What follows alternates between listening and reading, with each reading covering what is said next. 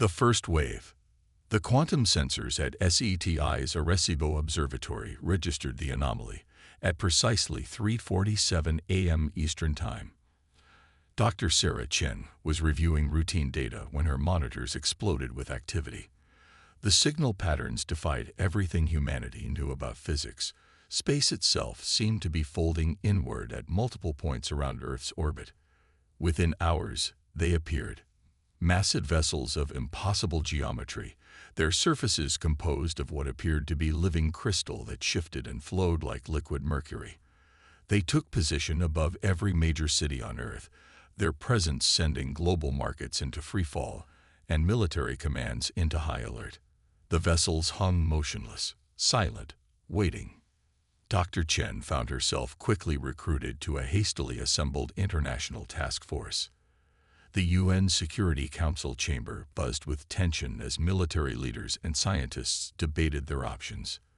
The aliens, calling themselves the Nexians, had made no hostile moves, but their mere presence had rendered most modern technology unreliable. Satellites malfunctioned, military targeting systems failed, and global communications became increasingly erratic. Their crystal structure, Dr. Chen explained to the assembled leaders, pointing to the holographic display. It's not just their ships, it's them. The Nexians appear to be a crystalline hive mind species that has evolved beyond individual consciousness. Each entity is connected to their collective through quantum entanglement. The first direct contact came 3 days later. The Nexians projected a humanoid avatar into the UN chamber, a shifting, Mercury-like figure that spoke in perfect unison with the subtle harmonics of their ships. Their message seemed benevolent. They offered to share their advanced technology, to help humanity evolve beyond their primitive individual states. But Dr. Marcus Rivera, a consciousness researcher working alongside Dr. Chen, noticed something disturbing in their patterns of communication. "They're not talking to us," he whispered during one session. "They're talking through us. Every response, every interaction, it's like they're programming a computer, not engaging in dialogue." The truth emerged gradually. The Nexians weren't invaders in the traditional sense. They were colonizers. Earth's unique combination of elements and conscious life made it an ideal expansion point for their crystalline network. Their evolution program wasn't about uplifting humanity. It was about converting human consciousness into nodes of their hive mind. The process had already begun. Strange crystal formations started appearing in cities where the Nexians had established their cultural exchange centers. People who spent time near these formations reported feeling increasingly connected, their individual thoughts giving way to a sense of collective purpose. Dr. Chen discovered the pattern by accident. While examining a sample of Nexian crystal under quantum microscope, she played her favorite classical music in the lab, a habit that had earned her gentle mockery from colleagues. The crystal's structure showed minute disruptions when exposed to certain musical phrases, particularly those with complex emotional resonance. It's not just music, she realized, running additional tests. It's emotion itself. Their crystalline network can't process complex human emotions. They experience them as quantum-level disruptions. But before she could pursue this discovery further, the Nexians accelerated their timeline. Crystal formations began spreading exponentially, and reports flooded in of whole communities falling under their influence. Military interventions proved futile. Conventional weapons couldn't damage their crystalline structures, and nuclear options were too risky given the spread of their influence among human populations. Dr. Chen worked frantically to document her findings, encrypting them through old analog systems the Nexians couldn't easily monitor. As the crystalline ships above the cities began to pulse with increasing intensity, she sent her data to a network of independent researchers and resistance groups forming in the shadows. The message was simple. Humanity's greatest weakness, our messy, complicated emotions, might just be our greatest strength. As the first phase of the Nexian colonization reached its peak, seeds of resistance were already taking root, hidden in the most human of places, in art, in music, in the complex tapestry of human emotional experience. The first wave wasn't just an invasion. It was the beginning of a war unlike any humanity had ever fought. A war not of weapons or territory, but of consciousness itself. And in the quantum spaces between thought and emotion, humanity was about to discover its most powerful defense. The hidden pattern. The old vinyl record player crackled in the basement of the abandoned Seattle Art Museum. Dr. Chen watched as the crystalline shard in the containment field pulsed erratically to Beethoven's Ninth Symphony. Next to her, Dr. Rivera adjusted sensors while humming along to the chorus. "It's not just the music," he said, pointing to the quantum readings. "Look at the resonance patterns when the emotional crescendo hits. The crystal structure actually tries to reorganize itself." 3 weeks had passed since the Nexians began their mass integration program. Cities worldwide were being transformed into crystalline architectures that pulsed with alien consciousness. Millions had already been elevated into the hive mind, their individual personalities subsumed into the collective. But in hidden places, resistance grew. Maya Patel, a former concert pianist turned resistance fighter, entered the makeshift lab carrying fresh data drives. "The Tokyo cell confirmed our findings," she said, setting up her laptop. "They've been broadcasting traditional folk music through modified quantum amplifiers. The crystalline structures in their sector are showing signs of instability." Dr. Chen nodded, examining Maya's data. The patterns were consistent with their own experiments. Human emotional expression, particularly music, art, and poetry, created quantum-level disruptions in the Nexian collective consciousness. But it wasn't just any emotion that affected them. "It's hope," Dr. Rivera announced, his eyes bright with revelation. "Look at the wavelength patterns. The strongest disruptions occur during musical passages that humans associate with hope, with triumph over adversity. The Nexians literally cannot process the concept of finding light in darkness." Maya's fingers unconsciously moved through the motions of Chopin's revolutionary etude as she processed this information. Because their hive mind evolved through pure logic and efficiency, they've never needed hope. They've never faced true adversity as individuals. The implications were staggering. Humanity's long history of struggle, of finding beauty in pain and hope in despair, had created a form of consciousness that was fundamentally incompatible with the Nexian collective. Every song of revolution, every poem of perseverance, every story of triumph against impossible odds, they were all potential weapons. But weaponizing this discovery wouldn't be simple. The Nexians were already adapting, developing quantum dampening fields around their primary structures. And time was running out. Each day, more humans were being integrated into the collective, their individual hopes and dreams replaced by the cold efficiency of the hive mind. Dr. Chen spent sleepless nights analyzing the data, searching for patterns they could exploit. The breakthrough came from an unexpected source. During a routine test, one of their younger resistance members, Jae Kim, was listening to contemporary hip-hop through headphones while operating the sensors. The crystalline sample showed unprecedented levels of disruption. "It's the layering," Dr. Rivera explained, excitement building in his voice. "Hip-hop, jazz, fusion music, they're all about taking different elements, different emotional resonances, and combining them into something new. The Nexian consciousness can't handle that level of emotional complexity." Maya immediately saw the potential. "We've been focusing on single emotional frequencies, but if we combine multiple forms of human artistic expression simultaneously, music, poetry, dance, all layered with that fundamental resonance of hope, we could create an emotional frequency that would cascade through their entire network," Dr. Chen finished. "Like a quantum virus made of pure human expression." As they refined their discovery, the team noticed something else. The few humans who had been freed from Nexian integration reported that their time in the collective had been like drowning in an ocean of pure logic, but it was their individual memories of joy, love, and hope that had helped them maintain their sense of self. Dr. Rivera began documenting these accounts, building a psychological profile of the Nexian consciousness. "They're not evil," he concluded one evening. staring at the shifting patterns of the crystal sample. They're just incomplete. They achieved incredible technological advancement, but they lost something essential along the way. They lost their humanity, Maya whispered, her hands moving unconsciously through a piano piece she'd composed while in hiding. Even though they never had it to begin with. The crystalline shard in the containment field pulsed weakly, its structure showing microscopic fractures as Maya's music filled the room. Each crack represented a fundamental truth. In their quest for perfect unity, the Nexians had created a civilization incapable of handling the beautiful chaos of individual consciousness. As their research progressed, resistance cells worldwide began reporting similar findings.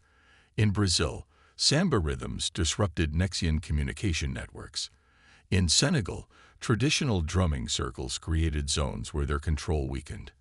In Korea, a flash mob performing traditional pungmul caused a nearby crystal spire to temporarily lose cohesion. Humanity's cultural diversity, long seen by the Nexians as inefficient and chaotic, was becoming our strongest defense. But translating these small-scale successes into a global counterstrike would require resources and coordination they didn't yet have. The team worked tirelessly, knowing that somewhere in the quantum harmonies of human emotion lay the key to saving Earth. They had discovered the Nexians' fundamental weakness. Now they just had to figure out how to exploit it before humanity's individual consciousness was lost forever to the crystalline collective. Project Echo. Hidden beneath the ruins of the Sydney Opera House, the largest remaining quantum laboratory on Earth hummed with activity. The iconic building's shell, partially crystallized by Nexian influence, provided perfect cover. The aliens couldn't distinguish the lab's quantum signatures from their own transformative energies. Dr. Chen stood before a wall of displays showing live feeds from resistance cells worldwide. Maya sat at a salvaged grand piano, her fingers dancing across the keys as she calibrated the quantum harmonics. The combination of her music and carefully tuned quantum fields had already freed over 300 humans from Nexian integration. "We've mapped the complete emotional frequency spectrum," Dr. Rivera announced, manipulating a holographic model of neural patterns. Each human culture produces unique resonances, but they all share a common foundation: hope, love, defiance against overwhelming odds. When we layer these frequencies, the effect compounds exponentially, finished Admiral Zhang, the highest-ranking military officer still free of Nexian influence. She pointed to a visualization of crystalline structures breaking down under targeted emotional bombardment. But we need more than just disruption. We need a kill switch. Maya's hand stilled on the piano keys. What if we're thinking about this wrong? The Nexians aren't just vulnerable to our emotions. They're fascinated by them. Every time we broadcast, they try to analyze the patterns, to understand them. Dr. Chen's eyes widened as she grasped Maya's implication. They can't help themselves. Like a computer that has to process every input, no matter how destructive to its systems. She turned to the quantum displays, fingers flying across the controls. We don't need a kill switch. We need an invitation. Project Echo was born from this insight. Instead of trying to destroy the Nexian consciousness, they would offer it something it couldn't resist: the full spectrum of human emotional experience, transmitted directly into their quantum network. The trick was making sure the gift would propagate through their entire collective before they could isolate the effect. Jay Kim, their young hip-hop expert, proved instrumental in solving this challenge. "Look at how viral music spreads," he explained, showing viral propagation patterns on social media. It's not just about the music. It's about how it makes people feel, how they share it, how it evolves as it spreads. We need to make our emotional broadcast go viral in their network. Teams worldwide began collecting and digitizing the most emotionally resonant cultural expressions humanity had produced, everything from ancient tribal ceremonies to contemporary performance art. Each piece was analyzed, its emotional frequencies mapped and calibrated to create maximum impact on Nexian consciousness. The challenge was immense.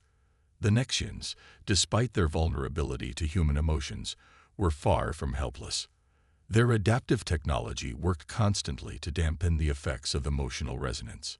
Several resistance cells were discovered and integrated into the collective. Each loss was a reminder of the stakes they faced. But humanity had another advantage the Nexians hadn't counted on: the very people they'd try to assimilate. Reports trickled in from around the globe. Integrated humans, their consciousness subsumed into the collective, were acting as emotional resonators. Every human added to the hive mind made it slightly more susceptible to Project Echo's potential effect. Dr. Chen discovered this by accident while analyzing combat footage. During a Nexian attack on a resistance stronghold in Moscow, the crystalline forces had momentarily frozen when exposed to a child's laughter. The effect lasted only seconds, but it was enough to allow several humans to escape. "They're changing," she explained to the project leaders. "Every human they integrate carries the seeds of their own destruction. Our emotions, our hopes, our capacity for joy. It's like a virus spreading through their network, making them more vulnerable with each new integration." Maya developed a new composition specifically for the project, a piece that incorporated elements from every major musical tradition on Earth, layered with quantum frequencies tuned to maximum emotional resonance. When played through their specialized broadcasting system, it created ripples in Nexian structures visible to the naked eye. As Project Echo neared completion, the team faced a brutal truth. They would only get one chance. The moment they launched their emotional broadcast, the Nexians would detect the attack and begin adapting. If they failed, humanity would lose its last, best hope for survival. Admiral Zhang summed up their situation during the final briefing. For all their power, the Nexians made one crucial mistake. They saw our emotions as a weakness to be eliminated. Instead, they're about to discover that the very thing they sought to destroy will be their undoing. The resistance prepared for humanity's last stand, knowing that their weapon wasn't one of destruction, but of transformation. In their underground bases and hidden laboratories, they'd readied themselves to share the full beauty and terror of human consciousness with an alien mind that had never known what it meant to feel. The resonance. Dawn broke over Sydney as humanity prepared for its most ambitious counterattack. The crystalline spires of Nexian architecture dominated the skyline, their surfaces reflecting the rising sun in impossible patterns. Deep underground, Dr. Chen watched as final diagnostics ran on Project Echo's broadcast systems. "All resistance cells reporting ready," Admiral Zhang announced, her voice tight with tension. Teams across every continent had positioned themselves near major Nexian integration centers, each equipped with quantum-enhanced emotional resonance transmitters. Success required perfect synchronization, a global symphony of human consciousness. Maya sat at her piano, now modified with quantum harmonics technology. Around the world, other artists prepared their instruments. Traditional drums in Lagos, a gaegium in Seoul, panpipes in Lima. Each would contribute their unique cultural resonance to the emotional cascade they hoped would overwhelm the Nexian collective. "They're accelerating integration," Jade reported, monitoring global feeds. "Crystalline growth has increased by 300% in the last hour. They know we're planning something." The Nexians have begun aggressive expansion, their structures spreading like crystalline wildfire through major population centers. Dr. Rivera studied the quantum readings with growing concern. The collective is evolving. They're trying to process and adapt to the emotional residue from each human they integrate. If we wait much longer, we go now, Dr. Chen decided. She opened a secure channel to all resistance cells. "This is Dr. Chen. Project Echo launches in 10 minutes. Remember, what we're attempting isn't just an attack. It's an invitation to feel, to understand what makes us human. Every emotion you've ever experienced, every hope you've held, every moment of joy and sorrow. Put it all into the resonance." The countdown began. Maya's fingers hovered over the piano keys as technicians made final adjustments to the quantum broadcast network. In the last minute, Dr. Chen thought of everyone they'd lost, every human now trapped in the crystalline collective. "We're coming for you," she whispered. At precisely 700 hours GMT, Project Echo activated. Maya struck the first chord, its frequencies enhanced and transformed by quantum technology. Across the planet, other artists joined in, their cultural expressions merging into a single powerful resonance. The emotional broadcast rippled through the quantum field, reaching for the Nexian collective. The effect was immediate and overwhelming.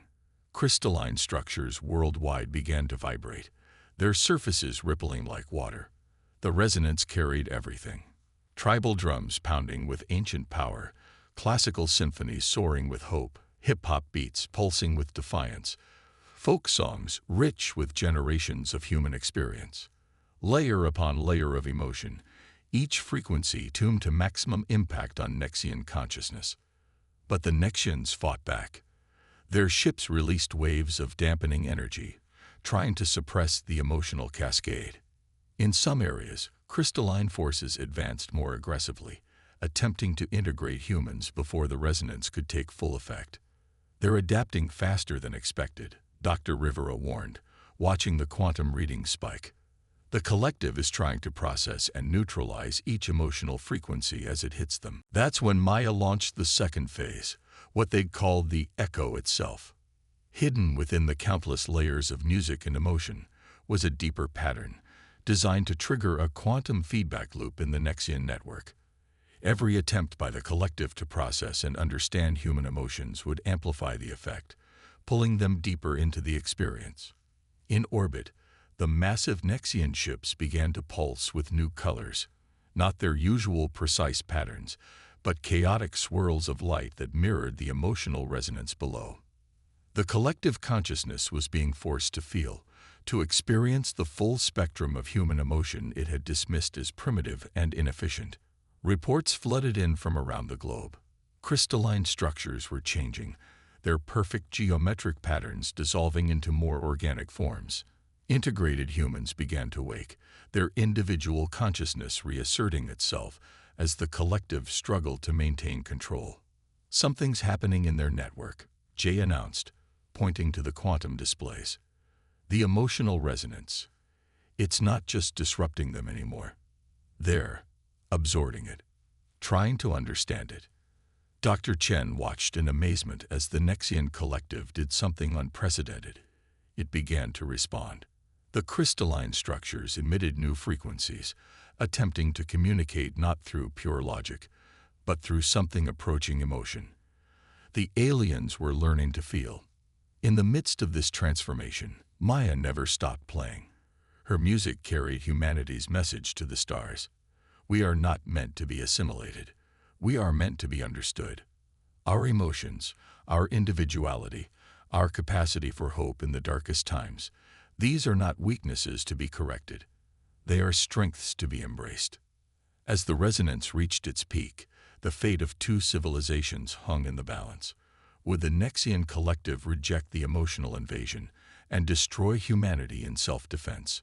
Or would they allow themselves to be transformed by the very qualities they had sought to eliminate? The answer would determine not just the future of Earth, but the very nature of consciousness in our corner of the universe. Legacy of Stars. 1 year after Project Echo, the Sydney Opera House stood transformed.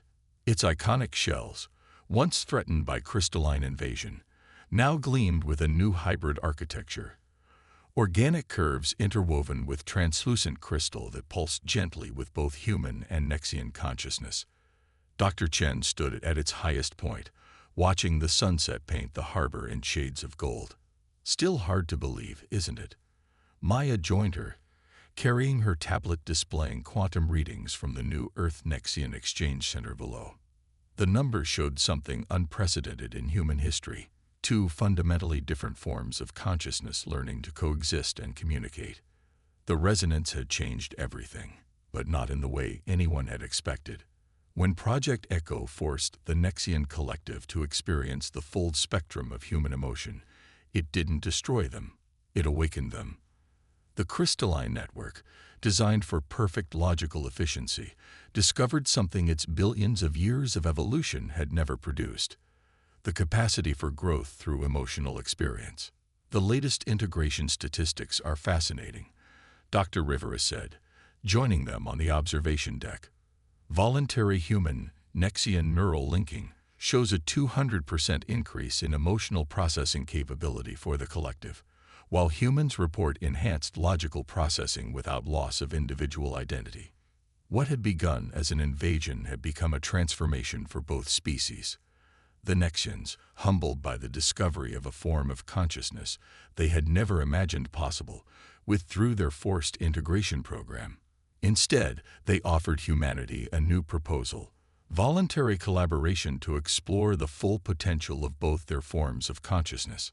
Cities around the world now featured crystalline structures that served as interfaces between human and Nexian consciousness. But unlike the original invasion's attempts at forced assimilation, these were places of exchange and growth. Humans could temporarily link with the collective, sharing experiences and emotions while maintaining their individuality. The Nexians, in turn, learned to appreciate and even cultivate the emotional depth they had once dismissed as primitive. Admiral Zhang, now serving as Earth's representative to the Nexian Council, had summarized it best. They came to perfect us, but instead, we completed each other. The changes weren't limited to Earth. The Nexian collective, forever altered by its exposure to human consciousness, had begun reforming its society across its vast network of worlds. Crystal cities throughout their empire now pulsed with colors that represented emotional states, their once rigid structures flowing with new organic patterns inspired by human art and music. Maya's music, particularly the piece she had composed for Project Echo, had become something of an anthem for this new era of human-Nexian cooperation. The quantum-enhanced composition was studied throughout the collective as a perfect expression of the complexity they had never known they were missing. "We've received another request from the collective archives," Jay announced, arriving with fresh data streams. They want to preserve more human cultural expressions, art, music, literature, even memes. They say each new emotional pattern helps them evolve. Dr. Chen smiled, remembering the desperate days when they had weaponized these same cultural expressions. From survival tool to cultural exchange. Who would have thought? But perhaps the most profound change was in how humanity saw itself. The near-extinction experience had taught them the true value of their emotional nature. Schools now taught both logical processing and emotional intelligence with equal emphasis. Art, music, and creative expression were recognized as not just cultural activities, but essential aspects of human consciousness that had literally saved their species. Research into the quantum nature of consciousness flourished in this new era of cooperation. Human scientists, working alongside Nexian collective minds, made breakthrough discoveries about the fundamental relationship between emotion, logic, and the fabric of reality itself. The crystalline technology, once used for invasion, was repurposed to enhance human communication and exploration of both outer and inner space. Dr. Chen's team had transferred to the new Global Consciousness Research Center, where they studied the ongoing evolution of human-Nexian interaction. Early results suggested that children born after the resonance had enhanced capabilities for both emotional expression and logical processing, the first signs of a true synthesis between the two forms of consciousness. As the sun set over Sydney Harbor, its light playing through the crystalline structures that now enhanced rather than threatened the city, Dr. Chen reflected on the irony of their victory. The Nexians had come to Earth believing they would perfect humanity by eliminating what they saw as our greatest weakness. Instead, they had discovered that this supposed weakness, our messy, complicated, beautiful capacity for emotion, was actually the key to the next stage of conscious evolution. "Ready for the evening sync?" Maya asked, gesturing toward the exchange center below. Daily synchronization sessions had become routine, allowing humans and Nexians to share discoveries, experiences, and perspectives while maintaining their distinct forms of consciousness. Dr. Chen nodded, following her friend down to the center. As they walked, the crystalline structures around them pulsed with welcoming lights, the Nexian equivalent of a smile. Humanity had not just survived. They had shown the galaxy that consciousness could evolve through connection rather than conquest, through understanding rather than assimilation. And somewhere in the vast network of stars, other crystalline civilizations were learning to feel, one human emotion at a time.